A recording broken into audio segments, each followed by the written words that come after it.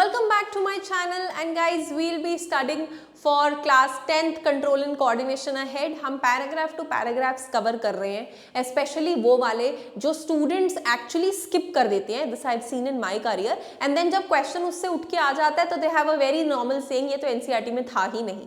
So considering that I am discussing line to line, word to word, everything in detail so that you get the clear concept clarity, right? So let's begin.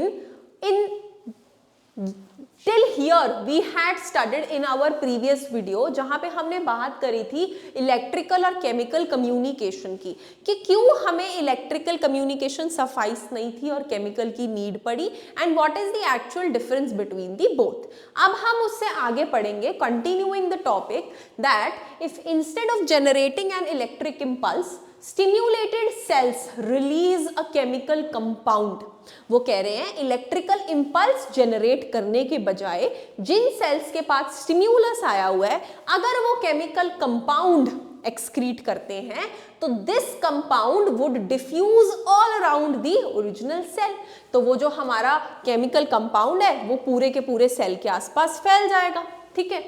If other cells around have the means to detect this compound using special molecules on their surface, then they would be able to recognize information and even transmit it. वो ये बोल रहे हैं इस sentence से कि for example ये cell था जिसने केमिकल रिलीज किया, तो केमिकल उसके आसपास सारे में रिलीज हो गया.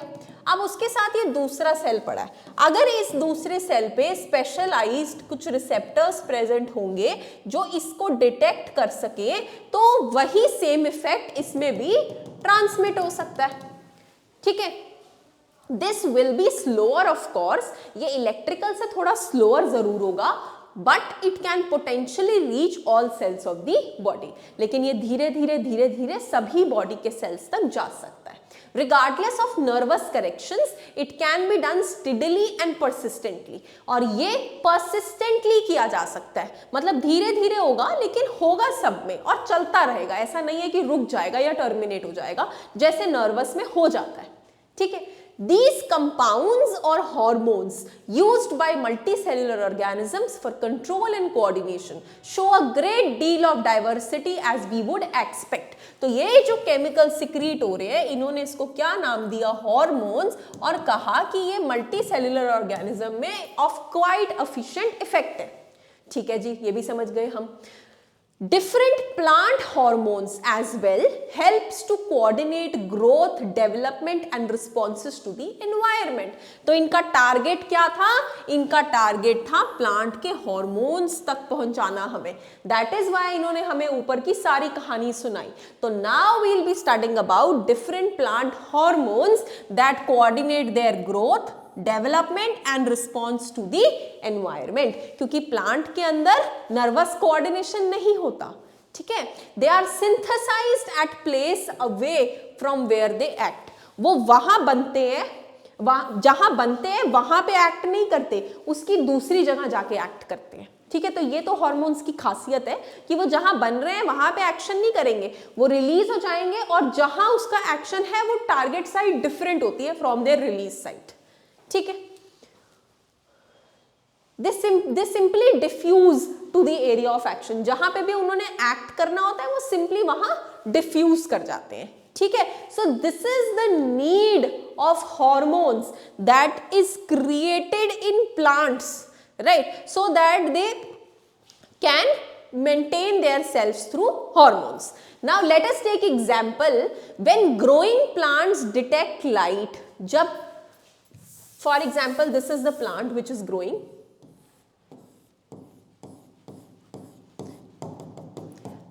So while this plant start detecting the sunlight, a hormone called auxin is synthesized at shoot tip.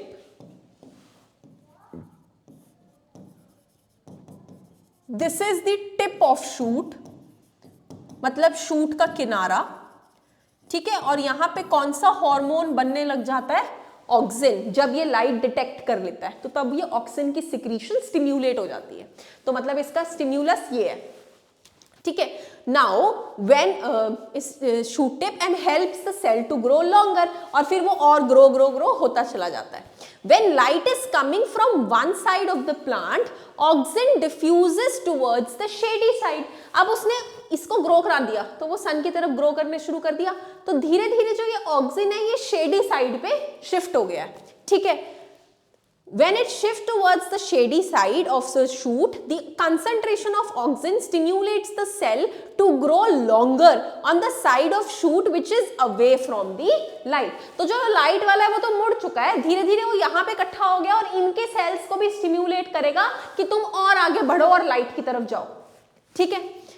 Thus the plant appears to bend towards the light. इसीलिए जो प्लांट है वो हमें लाइट की तरफ बेंडेड दिखता है, क्योंकि ऑक्सिन यहाँ पे सिक्रीट होके थोड़े से प्लांट को सन की तरफ ढला के खुद से शेडी पार्ट में आ जाता है और वहां पे और सेल्स को प्रोवोक करता है कि जाओ जाओ जाओ, और उनको और ऊपर ऊपर ऊपर ऊपर भेजता रहता है। इस तरीके से auxin length of the shoot को बढ़ाता है। ठीक है। Another example of plant hormones is gibberellins. जो दूसरा plant hormones का example है वो है gibberellins, which like auxins help in the growth of stem. तो जो stem की अपनी growth है, its own growth of stem, that is produced by the hormone called as gibberellins. Overall जो लेंथ है वो ऑक्सिन कर रहा है और स्टेम की इलोंगेशन का पार्टिसिपेशन गिबरलिंस के पास है, a type of another hormone. ठीक है। Also third hormone called cytokinins promote cell division, cell का डिविजन प्रमोट करते हैं, and it is natural then that they are present in greater concentration in areas of rapid cell division such as in fruits and seeds. जब वो cell division promote कर रहे हैं तो obviously वो उन एरियाज में ज्यादा प्रेजेंट होंगे जहां पे सेल डिविजन एक्टिवली होती है, जैसे फ्रूट्स में एंड सीड्स में। So therefore cytokinins have more concentration over there as these are the parts which have rapid cell division, and cytokinin वही कराने के लिए जिम्मेदार होता है वो बाकी जगह पर भी है बट यहां पे ज्यादा है। ठीक है। These are the examples of plant hormones which help in promotion of growth. कौन-कौन से? Auxins, gibberellins, cytokinins.